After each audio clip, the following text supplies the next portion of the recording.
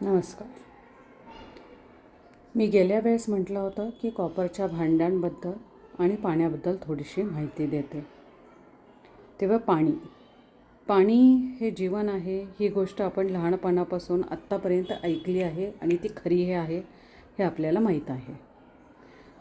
मनुष्य, प्राणी किंवा वनस्पतीसाठी पाणी किती महत्त्वाचं आहे हे आपल्याला माहीतच आहे. आपल्या जीवनातील जवळजवळ सर्व क्रिया ह्या पाण्यावर अवलंबून असतात. सध्या वाढती लोकसंख्या, पर्यावरण प्रदूषण, नैसर्गिक साधनसंपत्तीचा अभाव यामुळे लोकांना शुद्ध पाणी मिळणे कठीण झाले आहे. मोठ्या प्रमाणात नागरिकांना दूषित पाणी प्यावे लागते आणि दूषित पाणी प्यायल्याने टायफॉईड, कावीळ, कॉलरा यासह अनेक गंभीर आजार सुरू होतात. म्हणूनच आपल्याला स्वच्छ पाणी मिळणे आवश्यक आहे.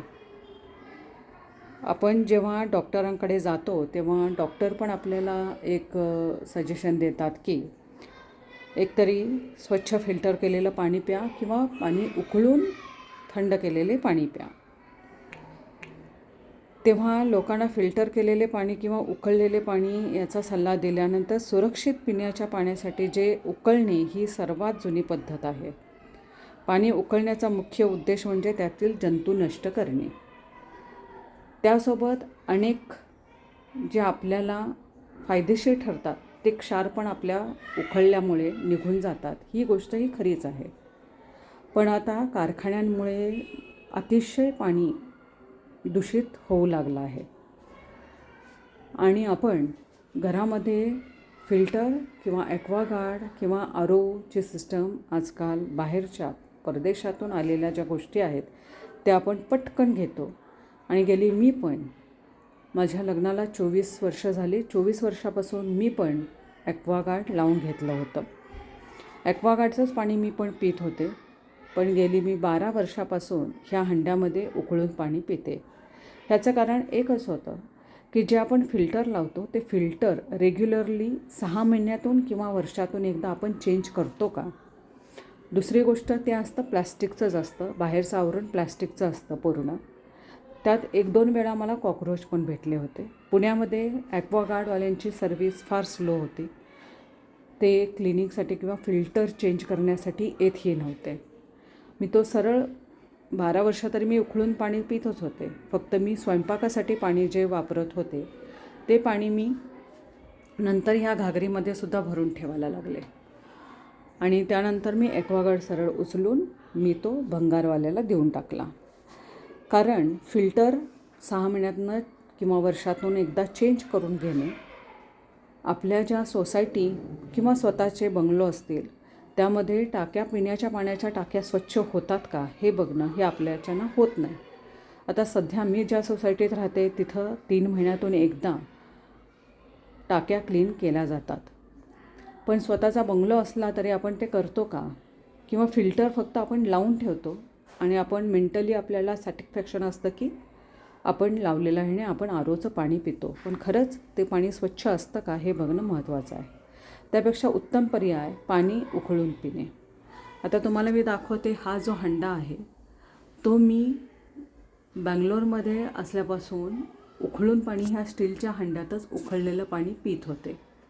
हा जो आहे हा माठ आहे.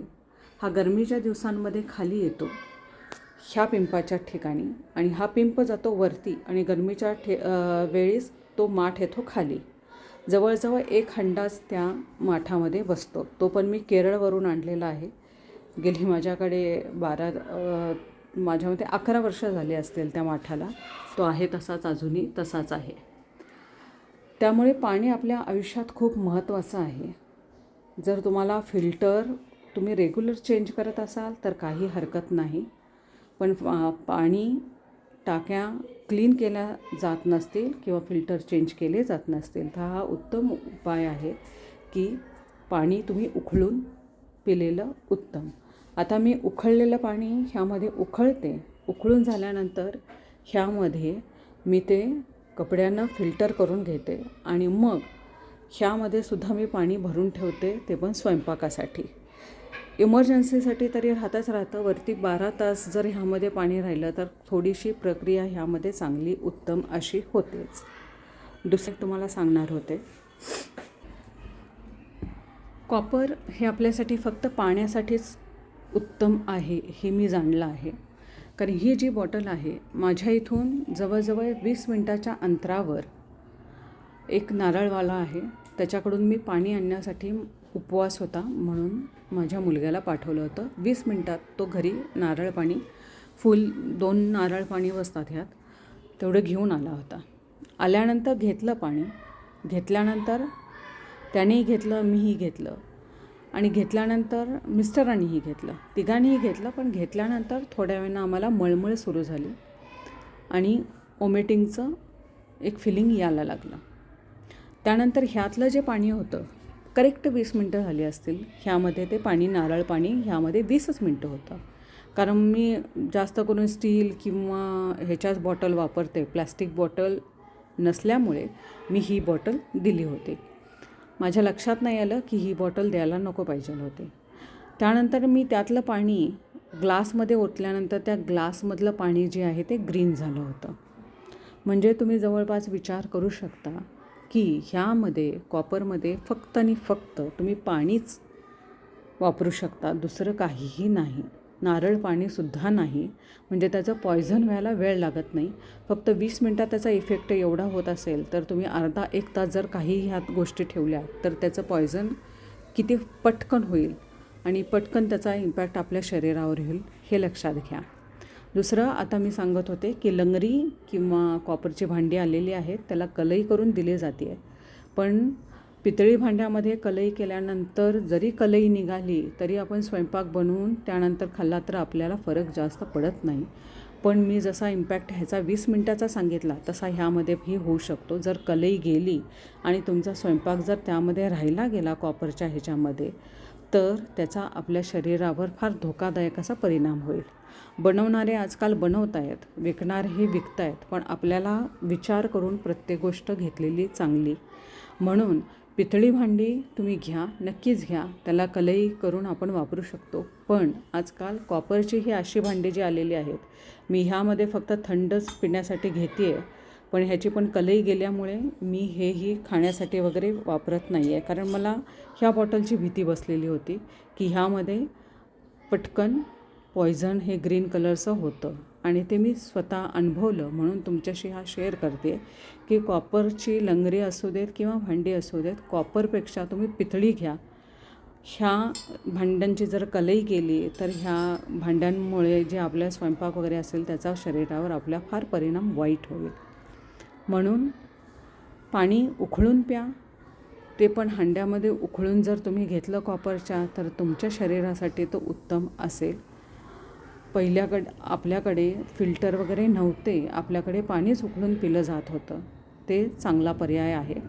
दुसरं आहे, मी आणखीन गोष्ट माझ्याच गावातली आहे की खेड्यापाड्यामध्ये एखादा काका मामा कोण जवळचे जर पाहुणे चुलत काका वगैरे असे लांबचे गेले तर त्यांची अंतिम संस्कार झाल्यानंतर घरातलं जे पाणी आहे ते पूर्ण ओतलं जातं आणि घर क्लीन करण्यासाठी पाणी ओतून पूर्ण परत स्वच्छ भरलं जातं असं त्यांचं म्हणणं आहे. पण मला एक सांगा, पाणी ओतणं हे बरोबर आहे का? पाणी हे आपलं जीवन आहे. त्या जीवनावर बरेचशा खेड्यापाड्यात अजूनही दुष्काळग्रस्त भाग जो असतो तिथं पाणी नसतं. आणि मी दरवेळेस ऑब्जेक्शन घेते सुद्धा, जिथं मला पटत नाही तिथं मी बोलते, तिथं तुम्ही पण बोलण्याचा प्रयत्न करत जावा. किंवा स्वतःसाठी सुद्धा घरात जर तुम्हाला पाणी हवं असेल तर अर्धा घ्या. मी बऱ्याच हॉटेलमध्ये सुद्धा ते फुल ग्लास पहिलं भरतात. मी त्यांना दरवेळेस सांगतेही की जेव्हा मला पाणी हवं असेल तर मी घेईन ओतून, तेवढंच घेईन. पाणी हे फार महत्त्वाचं आहे. आपल्याकडे पाणी भरपूर आहे म्हणून आपल्याकडे पाण्याची व्हॅल्यू नाही आहे. दुबईसारख्या ठिकाणी तुम्हाला पाणी विकत घ्यावं लागतं, एवढं लक्षात घ्या. तेव्हा पाणी फार इम्पॉर्टंट आहे. जेव्हा खेड्यापाड्यात हे पाणी ओतलं जातं तेव्हा आपल्याला चर्रकन छातीत होतं. का तर रोज शिळं पाणी तुम्ही म्हणता, पण रोज पाऊस पडतो का?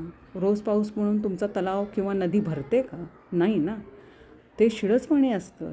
ते तुम्ही नदीतलं पाणी फिल्टर करूनच पिता, मग तुमच्या जे घरात पाणी येतं ते शिळं कसं होईल? तेव्हा ही श्रद्धा अंधश्रद्धेला बाजूला ठेवून पाणी हे जीवन आहे आणि त्या पाण्याला फार महत्त्व देणं गरजेचं आहे. कधीकधी एक थेंब जरी पाणी पिला तरी आपल्याला तहान लागली असेल आणि जरी थेंब आपण पिला तरी आपल्याला एक समाधान वाटतं. तसंच हे पाणी फार इम्पॉर्टंट आहे. गावाखेड्यापाड्यात अजून ही पद्धत आहे की तांब्या भरून तुम्ही पाणी देता आणि नंतर जेवण झालं की ते पाणी ओतून देतात. इझिली ओततात, म्हणजे त्यांना अजिबात काही असं हे जाणवत नाही. तिथं त्यांना पाणी स्वतः भरावं लागतं बाहेरून आणून. आपल्यासारखं नळालासुद्धा पाणी येत नाही तरी पण ते पटकन पाणी ओततात. मग हे बरोबर नाही आहे. कुठं ना कुठं तरी समजून घ्या की पाणी फार महत्त्वाचं आहे आपल्यासाठी. घरातही जेवढं पाणी लागतं आहे तेवढंच पाणी घ्या आणि मग पाणी प्या. पाणी ओतण्यासारखं मूर्खपणा करू नका. जिथं जपून आपण कधीकधी फार महत्त्वाचं सोन्याचं असेल तेव्हा जपतो ना. जेव्हा घरात जरी स्वयंपाक केला तो शिळा जरी झाला तरी थोडंसं अन्न टाकायचं निमून ठेवतो ना, तसं पाण्यालासुद्धा महत्त्व प्रत्येक वेळेस द्या. बूंद बूंद जर आपण वाचवली तर पुढं प्राण्यांना, पक्ष्यांना, सगळ्यांनाही पाणी मिळू शकतं. झाडांना पाणी मिळू शकतं. आता दुष्काळाचे दिवस येणार आहेत लवकरच. दुष्काळ हा पडणार आहे, आता सुरुवात झालेली आहे. तेव्हा पाणी फार महत्त्वाचं आहे. जपून वापरा आणि शुद्ध वापरा.